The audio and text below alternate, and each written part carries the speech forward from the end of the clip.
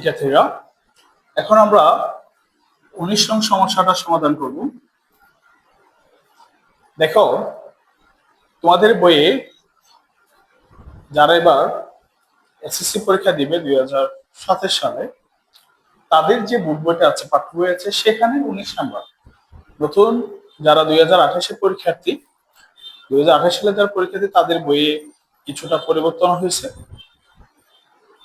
এখন এই যে 19 নাম্বার অঙ্কটা আছে, এই 19 নাম্বার অঙ্কটা কিন্তু তোমাদের পাঠ্য বইয়ের উদাহরণ 10 নাম্বারও আছে। সেম একইভাবে অঙ্কটা খুবই একটা গুরুত্বপূর্ণ অঙ্ক, এসএসসি পরীক্ষার জন্য খুবই গুরুত্বপূর্ণ। এই অঙ্কটা বিভিন্নভাবে মডিফাই হয়ে পরীক্ষায় আসছে, বিভিন্নভাবে আসছে এসএসসি পরীক্ষায়। বিভিন্ন বোর্ড কোয়েশনে দেখলে তোমরা বুঝতে পারবে যে অনেকভাবে প্রশ্ন আসছে। এখন দেখো, আমাকে এটার সমান এটা প্রমাণ করতে হবে, এই রাশিটার সমান এটা প্রমাণ করতে হবে। তাহলে এটা বামপক্ষ, বামপক্ষ কি আছে দেখো তো, 1 মাইনাস সাইন, নিচে আছে 1 প্লাস সাইন। আমি চাইলে রোডটাকে আলাদা আলাদা করে নিতে পারি, অথবা রোডটাকে পুরোটা উপর রেখেও করতে পারি। আমার যেভাবে সুবিধা মনে হয় আমি রোডটাকে রেখেই করব। নিচে কি আছে দেখো তো, 1 প্লাস সাইনে, উপর আছে 1 মাইনাস সাইনে। আমি কি করব, 1 প্লাস সাইনের একটা বিপরীত রাশি আনবো। 1 প্লাস সাইনের বিপরীত রাশি হবে 1 মাইনাস সাইন। তাহলে এই রাশিটা যেহেতু আমি নিচে এনেছি, সেটা সোজাসুজি কোথায় নিয়ে আসবো, উপরেও নিয়ে আসবো। পাশে একটা সাইন নোট দিব।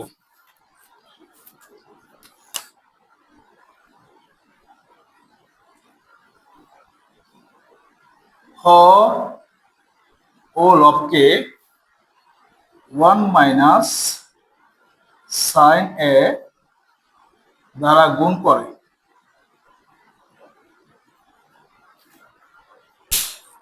এখন একটু দেখো,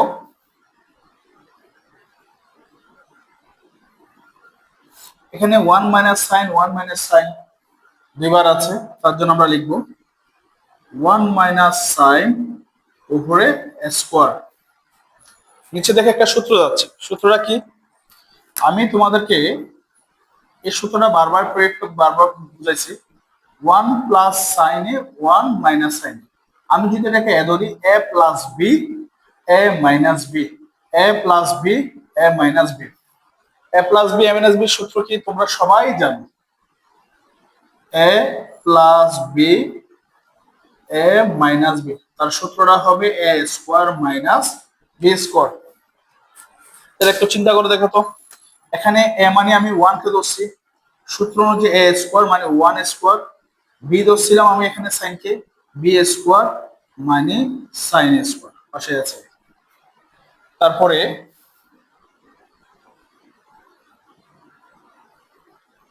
এখানে কি আছে দেখো তো, 1 মাইনাস সাইন এ উপরে হলো স্কোয়ার। 1 কে স্কোয়ার করলে কি হয়ে যাবে, 1 মাইনাস সাইন স্কোয়ার। এটা একটা সূত্র হচ্ছে 1 মাইনাস সাইন এ। তোমরা তো জানো 1 মাইনাস সাইন স্কোয়ার কি, আমরা তো সূত্রটা জানি, sine square plus cos square সমান কত, 1। Sine square plus cos square সমান যদি 1 হয়, তাহলে 1 মাইনাস সাইন স্কোয়ারের সূত্র কি হবে, আমরা শিখে আসছি 1 মাইনাস সাইন স্কোয়ার মানে cos square. 1 minus sine square মানে কি আসবে, কোস স্কোয়ার আসবে। পরে